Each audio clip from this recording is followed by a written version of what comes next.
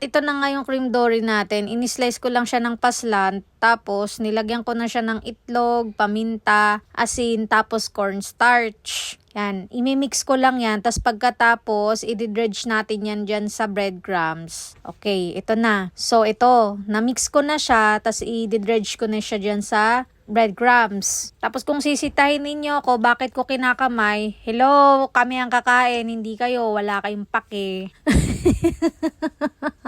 Huwag kayong hipokrita na hindi kayo nagkakamay sa ganyan. Ay nako, masyadong malinis day. Huwag ganun. Tapos pagkatapos niyan, iprito na natin guys. Ako ang gusto kong luto talaga dito yung tostado eh. Same kami ni Yongyong. Ngayon, kung ayaw ninyo naman ng tostado, wala akong pakialam sa inyo. Di magluto kayo na sarili nyo. Manood lang kayo.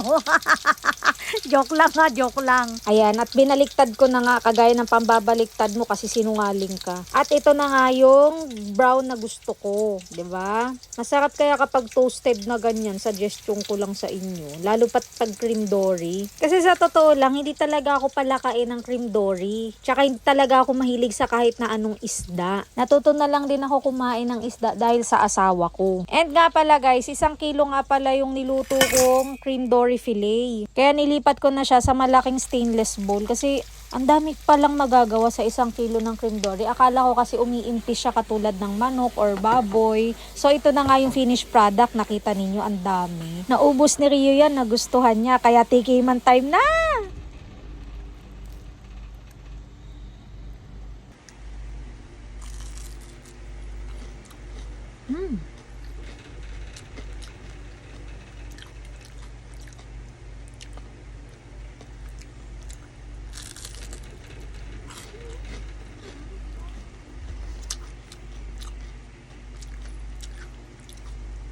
Siyempre luto ko.